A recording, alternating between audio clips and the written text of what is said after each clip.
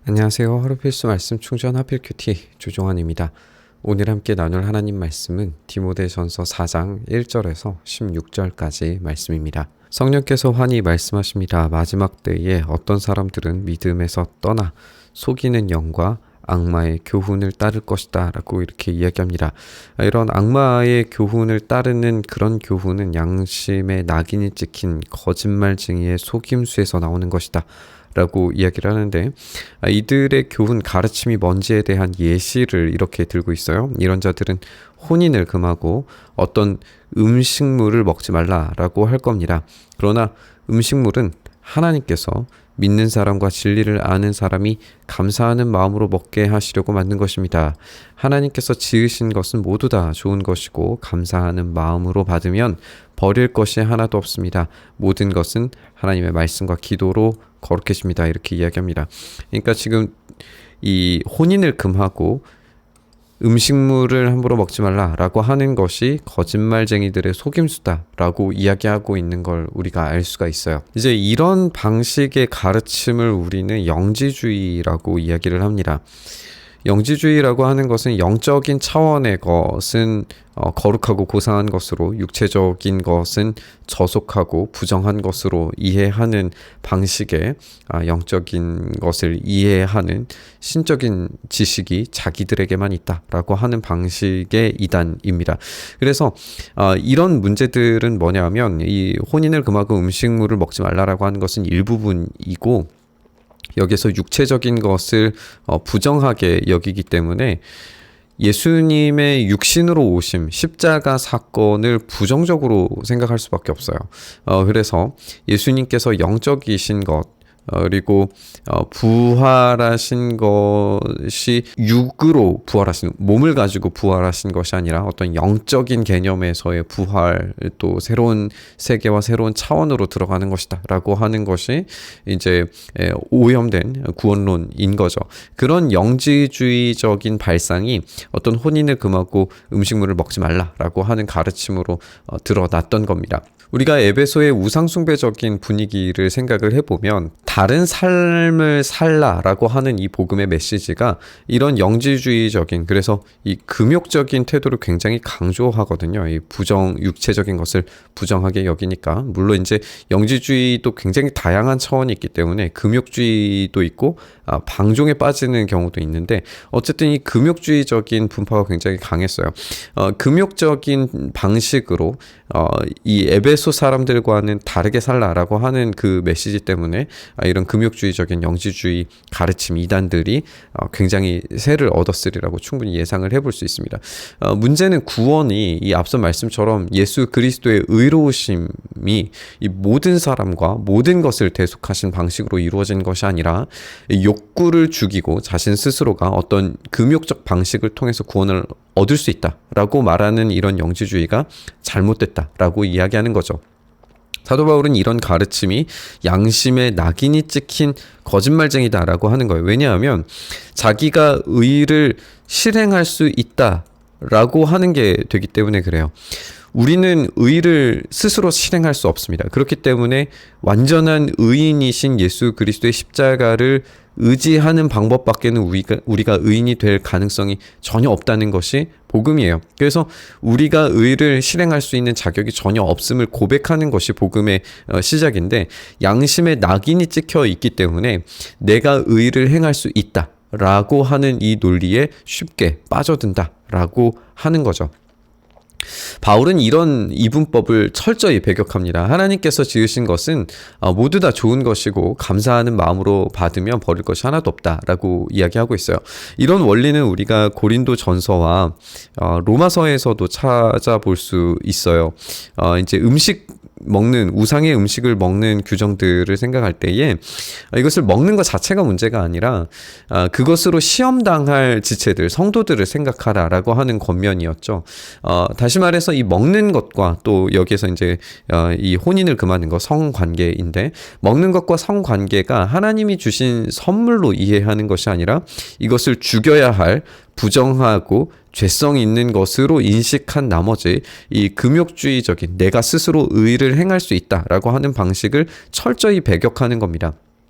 그러면 사도 바울이 생각하는 이런 개념들, 이 육체적인, 육신적인 것은 어떻게 이해하냐 하면 하나님께서 우리에게 그것들을 허락하신 거죠.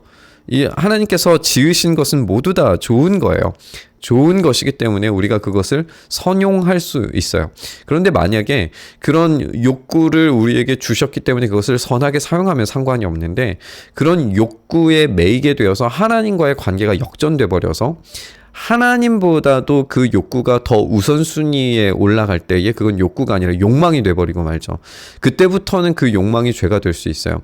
오로지 하나님께서 주신 것으로, 하나님으로부터 허락되고 허가된 것으로 감사하면서 누릴 때에 우리는 이런 즐거움을, 풍성한 것들을 얼마든지 누리면서 살 수 있다라고 하는 것이 바울의 인식입니다. 그대가 이런 교훈으로 형제 자매를 깨우치면 그대는 믿음의 말씀과 그대가 지금까지 쫓고 있는 좋은 교훈으로 양육을 받아서 그리스도 예수의 좋은 일꾼이 될 것입니다 라고 이야기합니다. 여기에서 일꾼은 집사로 번역이 되는 디아콘이라고 하는 단어가 사용되어져 있어요. 물론 이제 이것을 일꾼으로 사용하는 것이 뭐 나쁘거나 틀렸거나 하는 건 아니지만, 이제 앞부분에서도 이제 집사라고 하는 표현을 사용했기 때문에 지금 디모데는 에베소의 목회자로 부름 받았고 그런 소명을 받았죠. 여기에서도 보면은 이제 예언을 받아서 이 에베소의 목회를 감당하는 것으로 이제 이 뒷부분에서 다시 나오게 될 텐데, 어쨌든 에베소의 목회자로서 감독도 세워야 되고 집사도 세워야겠죠. 이것을 위해서 지금 목회자로서 가 있는 거예요. 그런데 이것은 에베소 교회의 입장에서 그런 거고, 결국에 우리 주님께서 교회의 참된 목자이시기 때문에 이 목회자로서가 아니라 결국에는 예수님의 입장으로 봐서는 그리스도의, 예수의 좋은 집사예요. 결국에 자신의 지금 위치 자체가 누구의 집사인가, 어디에서의 목회자인가, 이 관계가 분명하게 설정되어져야겠죠. 목회자로서는 감독과 집사들을 섬기고 좋은 방향성으로 나아갈 수 있도록 가르치고 권면하고 목양하는 그런 모든 과정들이 필요하겠지만, 결국에는 예수님께서 최종적인 교회의 목자이시고 목회자이시기 때문에 디모데는 예수님의 집사로서 교회를 섬길, 종으로서 섬길 일꾼이 되어야 된다라고 하는 걸 우리가 알 수가 있습니다. 저속하고 헛된 꾸며낸 이야기들을 물리치십시오. 경건함에 이르도록 몸을 훈련하십시오. 몸의 훈련은 약간의 유익이 있으나 경건의 훈련은 모든 면에 유익하니 이 세상과 장차올 세상의 생명을 약속해 줍니다. 이렇게 이야기하고 있어요. 여기에서 저속하고 헛된 꾸며낸 이야기들은 우리가 앞선 이야기들이겠죠. 이 거짓된 이단의 가르침이든지 아니면 그 세속 사회에서 통용되고 있는 세상의 세계관이 될 수 있을 겁니다. 근데 여기서 우리가 이제 생각해 볼 게 뭐냐 하면 어떤 층위가 있는 것처럼 느껴진다는 거예요. 저속하고 꾸며낸 이야기들은 물리치고 육체의 훈련을 하고 그리고 경건의 훈련을 해야 됩니다. 이 세 가지가 어떤 층위를 가지고 있는 것처럼 보여요. 이런 예시는 우리가 구약에서도 찾아볼 수 있는데, 예를 들면 모세가 십계명을 받을 때에 산 아래에서는 이스라엘 백성들이 있었고 산 중턱에는 장로들이 있었고 산 꼭대기에 모세가 있었죠. 그렇게 율법을 받는 어떤 층위와 층계가 있어요. 거룩으로 나아가는 층위와 층계도 우리가 성막을 통해서도 성전을 통해서도 다 우리가 확인을 할 수 있습니다. 그렇게 생각해 볼 때 지금 이 세속적 가르침은 맨 아래에 있는 층위로, 그리고 육체의 경건도 필요 없는 게 아니라 필요한 것으로, 그리고 경건의 훈련이 매우 필요한 것으로 이렇게 어떤 층위가 이루어져 있는 걸 우리가 볼 수가 있어요. 그렇다면 디모데는 이 세속적이고 저속한 꾸며낸 이야기와 구별된 영적이고 초월적인 영적인 세계에만 전념해야 되는가? 그렇지 않고 이 모든 것들을 다 이루어야 되는 거죠. 저속하고 헛된 꾸며낸 이야기들, 이단과 이 세속의 세계관을 물리치고, 그러면 무엇을 거기에다가 갖다 놓아야 하냐 하면 복음의 이야기예요. 결국 복음의 이야기를 삶으로 구현해내는 것이 중요하다라고 하는 이야기를 우리가 계속 해왔으니까 그런 삶이 구현되기 위해서 육체도 훈련하고 경건도 훈련해야 되는 겁니다. 이것이 이 장차올 세상과 생명을 약속해주는 이 이야기로 교체된 전인격적 회심이고 전인격적인 훈련이 되겠죠. 이것이 우리에게 필요한 겁니다. 전인격적인 훈련이 되어져 있을 때에 이 미래의 약속이 확실하게 온전히 경험되게 되는 거죠. 우리가 모든 사람, 특히 믿는 사람의 구주이신 살아계신 하나님께 소망을 두므로 우리는 수고하며 애를 쓰고 있습니다. 그대들은 이것들을 명령하고 가르치십시오. 이런 전인격적인 훈련이 목회자에게서 이제 감독과 집사로 그리고 그 모든 성도들에게로 흘러갈 수 있도록 만들어 주어야겠죠. 아무도 그대가 젊다고 해서 그대를 업신여기지 못하게 하십시오. 이제 삶의 체계가 이 영적인 차원, 육적인 차원, 사회적인 차원으로 분리되지 않는 그 말과 행실과 사랑과 믿음과 순결을 통해서 통합적이고 총체적인 복음의 화신이 되어 있을 때에 그 누구도 업신여기지 못할 거예요. 그래서 이 말과 행실과 사랑과 믿음과 순결에 있어서 믿는 사람들의 본이 되는 것, 이것이야말로 전인격적인 회심이고 전인격적 훈련이 될 겁니다. 이 훈련을 통하여서 예수 그리스도를 닮은 모습으로 나타나게 되는 거고 그것은 나이와 상관없는 권위가 생기게 되는 거죠. 내가 갈 때까지 사도 바울이 에베소에 도착할 때까지 성경을 읽는 일과 권면하는 일과 가르치는 일에 전념하십시오. 이것을 목회자들의 어떤 이 전부의 어떤 사역, 절대적인 어떤 직무라고 보기에는 어려움이 있을 것 같아요. 왜냐하면 그대 속에 있는 은사, 곧 그대가 장로들의 안수를 받을 때에 예언을 통해서 그대에게 주신 그 은사를 소홀히 여기지 마십시오라고 하는 것으로 보아서 지금 이 성경을 읽는 일과 권면하는 일과 가르치는 일이 예언을 통해 그 은사가 발견된 것이다라고 이해하는 것이 좋을 것 같아요. 이것을 절대적인 직무로 놓을 수 없는 이유는 우리가 성경에서 정말 다양한 사역자들에 의해서 다양한 사역들을 우리가 확인할 수 있기 때문에 그렇습니다. 어떤 사역자는 베드로 같은 경우는 대중설교를 하기도 했고 치유 사역을 하기도 했고 바울도 마찬가지였죠. 그리고 또 다른 사역들로 섬김의 사역들로 텐트 메이킹으로 여러 가지의 사역들을 다 감당했단 말이죠. 그러니까 이런 성경을 읽는 일과 권면하는 일과 가르치는 일이 매우 중요한 일인 것은 분명히 사실이지만 그것이 절대적인 직무라고 보기는 어려울 겁니다. 그 모든 것들을 다 감당해야겠죠. 다만 여기에서 강조되고 있는 것은 은사와 예언입니다. 목회자의 은사와 예언에 따라서 그 목회의 직무를 온전히 감당하는 거예요. 그것을 성실하게 해낼 때 참된 목자이신 예수님께서 이 공동체를 건강하게 이끌어 가신다라고 하는 걸 우리가 알 수 있어요. 그러니까 이 은사에 따라서 사역하는 것이 얼마나 중요한가, 그것이 보람과 기쁨과 만족을 줄 수 있다라고 하는 것도 우리가 생각을 해볼 수 있습니다. 우리가 장로들의 안수 받을 때의 예언이 있었다라고 하는 것이 그 내용이 정확하게 발견이 되거나 우리가 1장에서도 함께 나눴었는데 이 예언을 받는 그 당시에 어떤 장로들이 안수하던 당시가 어떤 상황이었는지 어떤 환경이었는지 우리가 알 수는 없어요. 하지만 어쨌든 이때 당시에 읽는 일과 권면하는 일과 가르치는 일에 디모데가 은사가 있었다라는 것을 확인했을 것이고 이것이 에베소 교회에서 어느 사역보다 중요한 역할을 했으리라고 우리는 생각을 해볼 수 있어요. 왜냐하면 앞서서 지적했던 것처럼 지금 이들에게는 영지주의적인 이단들이 굉장히 심각한 위험을 주었던 걸로 보여져요. 그리고 그 예시를 우리가 요한계시록에서도 확인해 볼 수 있죠. 에베소 교회를 향한 첫사랑을 잃어버렸다라고 이야기했을 때에 그 진리를 위해서 거짓된 존재들을 이제 쳐내는 그런 과정들이 얼마나 이 교회에 어려움을 가져다 주었는지를 우리가 충분히 생각해 볼 수 있기 때문에 이런 본질적인 가르침에 대해서 굉장히 중요할 수밖에 없는 교회적 상황이었다라고 하는 건 분명해요.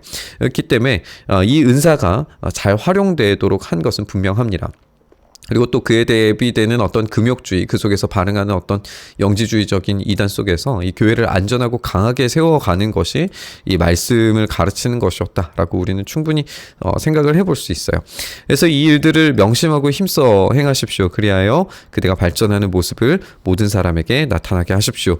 결국에는 이 젊다고 해서 무시하지 못하는 것, 발전하는 모습, 그리고 이 전인격적 훈련, 이런 것들이 다 연결되는 이야기로 우리가 볼 수 있습니다.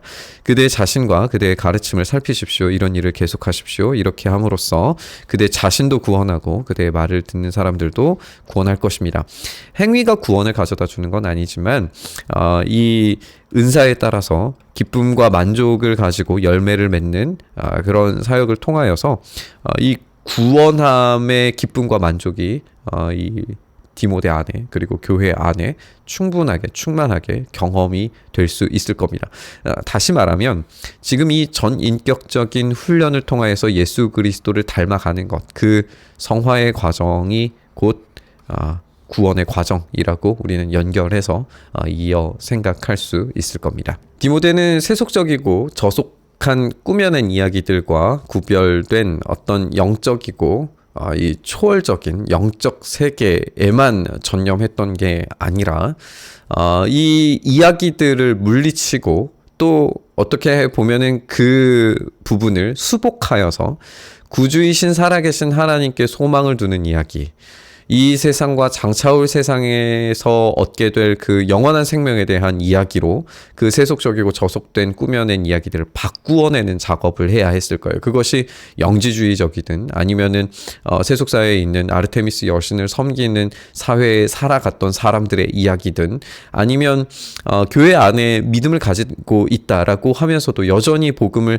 다시 새롭게 들어야 하는 이들이든 언제든지 누구든지 그들에게 이 이야기를 바꾸라는 권면으로 우리가 읽을 수 있을 겁니다. 그렇다면 그 바뀌어진 이야기 위에 우리의 육체적인 훈련과 영적인 훈련이 쌓아져 올라가서 우리의 세계관이 변하고 우리의 체질이 변화되고 우리의 영적인 상태가 변화되는, 그래서 예수 그리스도께서 영과 몸과 이야기를 재구성하심으로써 복음의 좋은 교훈으로 양육하고 또 양육되고 성장하고 권위를 얻고 그리스도의 집사로서 섬기는 자로서 교회에서는 목회자로서 그 일들을 잘 감당할 수 있게 되는 이런 그림들을 우리가 확인할 수 있습니다. 결국 전인격적 변화가 우리에게 필요합니다. 우리의 이야기, 세계관이 바뀌어야 하고 우리의 체질이, 우리의 몸이, 우리의 영혼이, 우리의 사회적인 상태가 변화를 경험해야 됩니다. 그랬을 때 이 매력적인 복음은 분명히 영향력을 얻고 사람들에게 영향력을 행사하고 그리고 사회를 변화시킬 수 있는 참된 예수 그리스도의 통치를 맛보게 될 겁니다. 그 일들이 우리 가운데 있기를 위해서 우리의 세계관이 변화되기를, 그리고 우리의 육체와 우리의 영혼의 훈련에 최선을 다하여서 참된 전인격적인 변화가 우리에게 있기를 간절히 바라고 또 결단하면서 우리 묵상의 자리로 나아가시죠. 주님, 그렇게 우리가 주님 앞에 훈련되어지며 만들어져 가며 주님께서 원하시는 삶의 모습으로 구성되어져 가기를 소망합니다. 주님, 특별히 이 세상의 거짓된 이야기들과 잘못된 방식의 세계관에 우리가 사로잡히지 않도록 도와주시고 오직 복음의 이야기, 우리에게 생명 주신 이야기, 주님의 그 놀라우신 구원의 사역들이 우리의 삶에 온전한 새로운 생명과 영원한 생명을 주신다는 이 확신 속에서 그 이야기가 우리의 삶 전체를 바꾸어내는 놀라운 은혜를 경험하게 하여 주시옵소서. 이 전인격적인 참된 회심이 우리의 삶을 바꾸시고 또 교회를 변화시키실 줄 믿습니다. 그 일을 우리 가운데 온전히 행하시기를, 오늘 그 일을 경험하게 하시기를 간절히 바라고 소망하며 우리 주님 예수님 이름으로 기도드리옵나이다. 아멘.